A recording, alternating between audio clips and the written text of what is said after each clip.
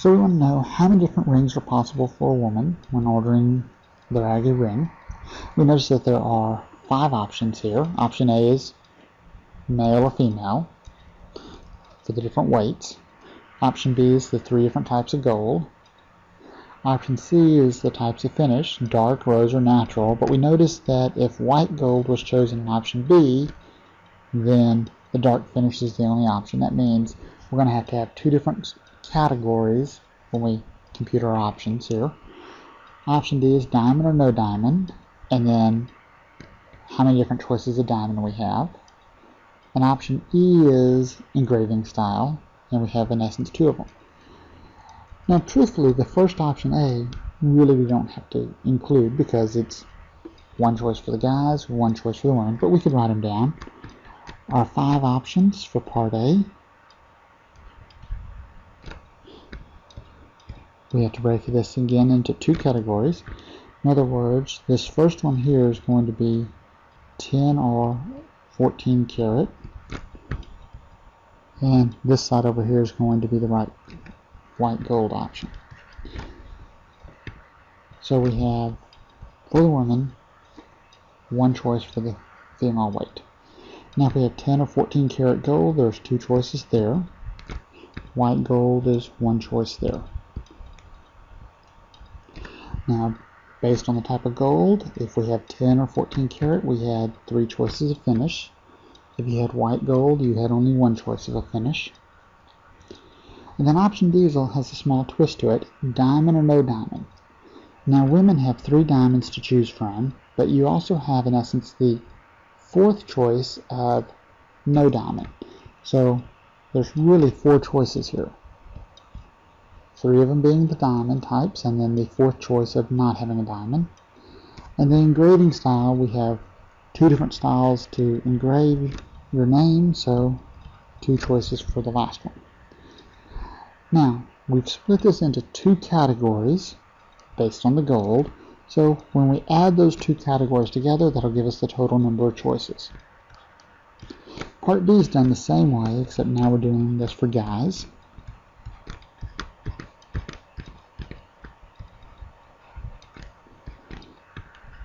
Guys only have 1 weight for the ring. We still have the 2 choices for 10 or 14 karat, or the 1 choice for white gold. We're splitting it by the type of gold. We still have 3 choices for the finish if we're doing 10 or 14 karat gold. We only have 1 choice if we were doing the white gold. Now guys have 4 diamonds to pick from, and also the choice of no diamond, so it really gives 5 choices there. And the engraving is the same, so 2 choices on each spot.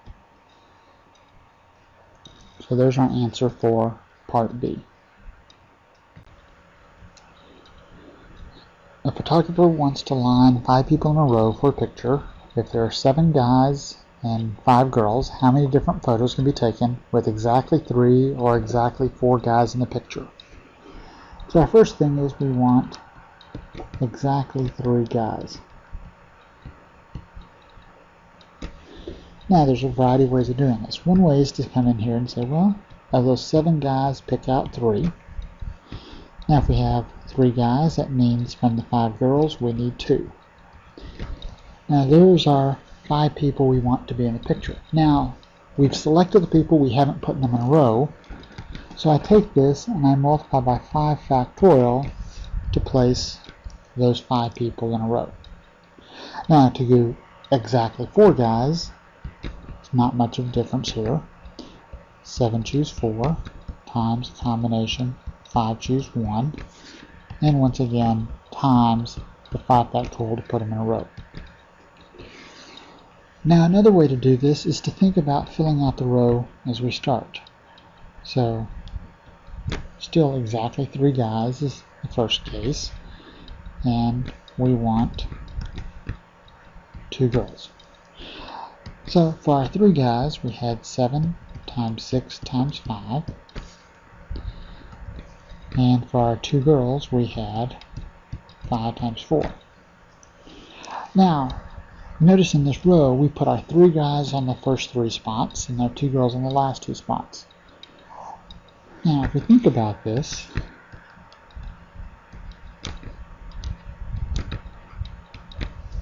the guys and girls, males and females, that is what that row looks like. Now, another row would be shuffling that around. So to take into account of moving people around in that row, I need to do distinct rearrangements on the M's and F's. So it would be 5 factorial over 3 factorial, 2 factorial. Now, once again, that's exactly 3 guys, and then plus, for the exactly 4 guys, done fairly much the same way, 7 times 6 times 5 times 4, and then times a 5 for the 1 girl. To shuffle them around, in other words, different positions in the row, it'd be 5 factorial over, sorry, that is a 4 factorial, and then a 1 factorial. We know 1 factorial doesn't need to be included, so in essence 5 factorial over 4 factorial. If you think about it, that last fraction there is really just the number 5. In other words, our 5 spots for that 1 girl to be located in that row. How many ways can 8 people, 3 boys and 5 girls, line up in a row for a picture where no boy is next to another boy? So in other words, our 5 girls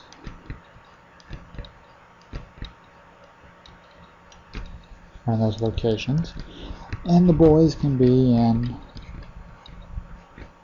one of those spots where the red slash are. Now this is very similar to question 12 part C from counting handout 3, and also problem 19 on counting handout number 2. Now, if we think about the spots for the guys, there are 1, 2, 3, 4, 5, 6. Now, each spot can only be used one time. Now, but since our 3 guys are different, who picks in what spot matters, because we have distinction between the guys. So this is a permutation. There's 6 locations, and we need 3 of them.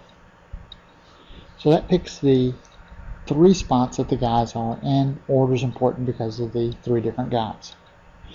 Now if we come thinking about that also, the 5 girls are lined up here, where all the G's are, and if we shuffle the girls around, since the girls are distinct, we need a 5 factorial there to take care of that. So permutation 6 choose 3 picks the 3 locations out of those 6 red slices, order being important because which guy's in which location. And the 5 factorial is the putting the 5 girls in a row, and you can shuffle them about because they are individuals and not identical. And so this is really sort of the easiest way to solve the problem. There are a variety of other ways and techniques that get you the same spot, but that's our answer.